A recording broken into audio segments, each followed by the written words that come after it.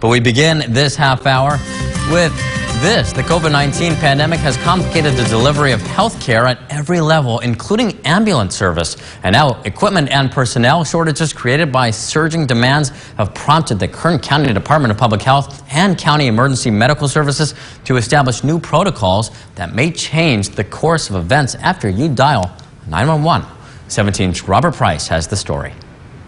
Most of us expect things to play out in a simple but dramatic way when, in a medical emergency, someone dials 911. An ambulance arrives promptly, delivers the ill or injured person to a hospital ER, and the patient receives treatment. Well, in this pandemic, that's no longer an expectation we can take for granted. Hospital beds are full or filling quickly thanks to surging COVID-19 cases. And in many instances, ambulance EMTs are forced to wait outside ERs with their patients, often for hours. In one case Tuesday, a Hall ambulance crew transporting a patient in East Kern was forced to wait 22 hours for a hospital bed to open up. Now the County Public Health Department is acting to ease the ambulance crisis.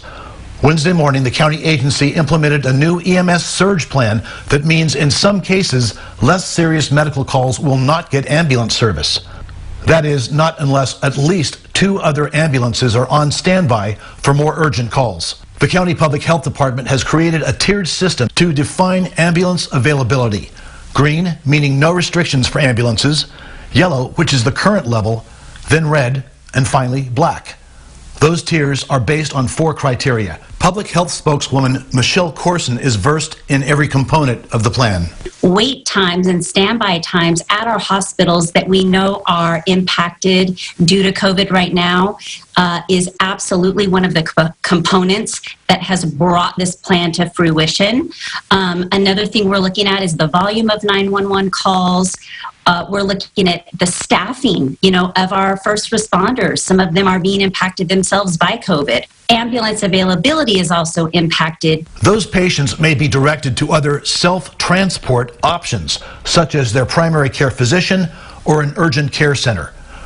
Or those emergency callers may receive a house call from a newly contracted quick response team called Pro Safety, which can further assess a medical situation but does not transport patients. The Pro Safety team is funded with a state grant of about $21,000 a day. The surge program comes not a day too soon for Mark Coram, spokesman for Hall Ambulance, which provides service to most of Kern County.